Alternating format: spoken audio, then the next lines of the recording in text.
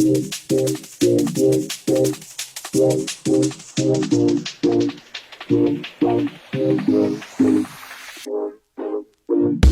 right.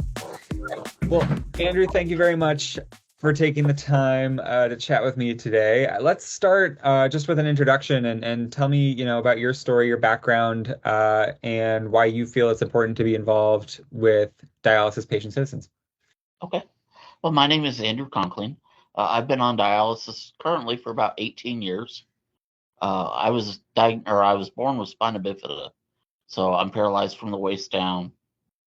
Uh, Only had one kidney to begin with, and it was not a great kidney to start. So it was always going to be a possibility that I was going to have kidney failure. Thankfully, I made it till I was about 24, 25 until I needed to start dialysis. Been on dialysis ever since. Unfortunately, because of my uh, stature and just how my body works, I'm not eligible for a transplant. So dialysis is my way of life. So, I do the 3 times a week, go into the center, get my dialysis, and try to live the best life I can. Probably about 10 years ago, I got an email suggesting, hey, do you want to be part of this organization called Dialysis Patient Citizens? And at that time, they were having a fly in to go to Washington, D.C. and speak with congressional representatives. So I applied. Didn't think much of it. Got an email a few days later saying, I'm sorry, we had a lot of good candidates. We'll keep you in mind. A few days later, I get another email saying, hey, some people have dropped out. Would you still be willing to come to DC? And I did. I loved it, loved every minute of it. Got to, I'm a history buff anyway. So being in Washington, D.C. was just a thrill a minute for me. But then to see the work that Dialysis Patient Citizens does for other dialysis patients just told me I was in the right place. And a couple of years later, one of the board members talked to me about, hey, would you be willing to join the board of directors or at least apply to be on the board of directors? I said, sure, I'll try. Well, they put me on the board. The rest of the board elected me, and so I was on the board of directors. And a few years after that, they made me the president, and I'm currently the president of the board of directors. If you know anything about dialysis patient citizens, we're completely patient driven. The president and the vice president both have to be current dialysis patients.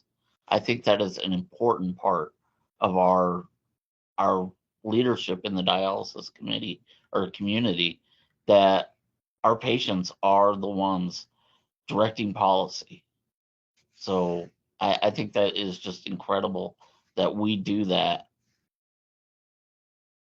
Yeah, I agree. I think that lived experience is so critical, right? And it helps connect the dots for legislators too, right? Yes, So that that leads personal me to story. yeah, exactly. That leads me to my next question. What are some of DPC's policy priorities that you feel most strongly about? Obviously, I'm sure you fully endorse everything they're working on. But are there a few standout policy issues that you prefer to work on or you feel really strongly about? Oh, absolutely. We work strongly with the Living Donor Coalition. That is a big deal. We worked really hard for Medicare Advantage, but my personal bread and butter, I think, is the Medigap expansion. That is, it's near and dear to me because not only its namesake Jack Reynolds was a close personal friend of mine and my mentor in at DPC, but just listening to him speak about how helpful it was for him to have Medigap in his condition.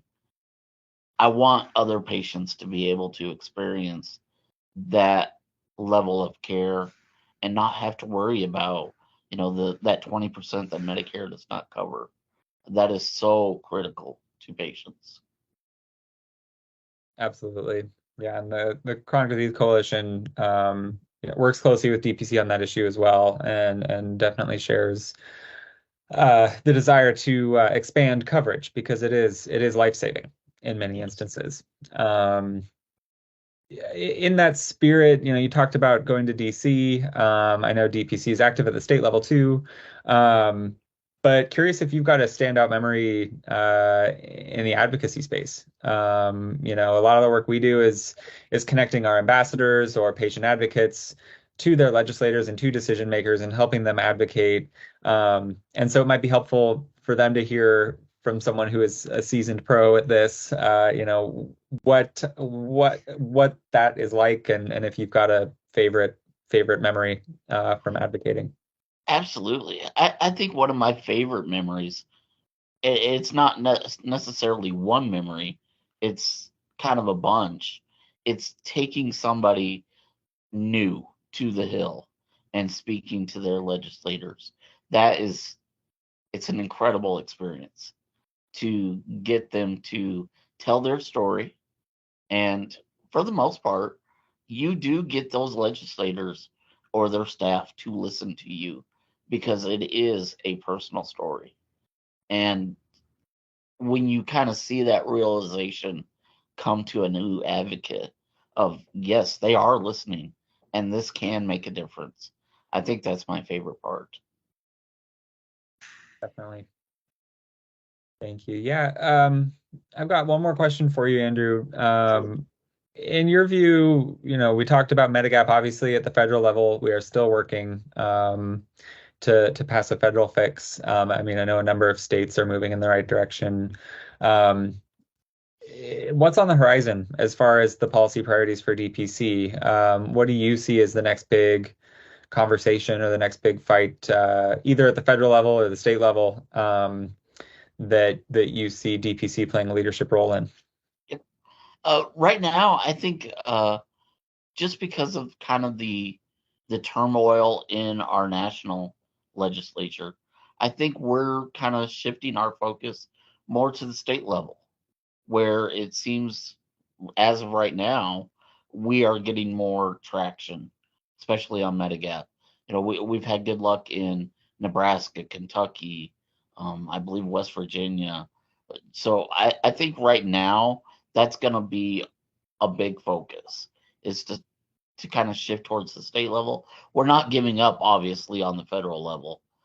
There's still a lot to be done there, and we will continue to work towards that. But if we can get some of these states to pass Medigap on their own, that would be great as well.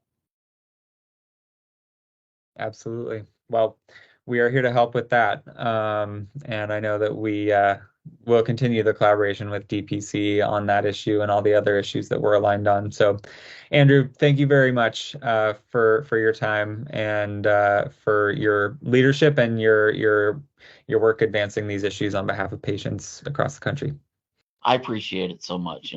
It's a team sport. It really is. So all of the coalition kind of has to work together to keep that ball moving forward. So I appreciate everything you guys do as well.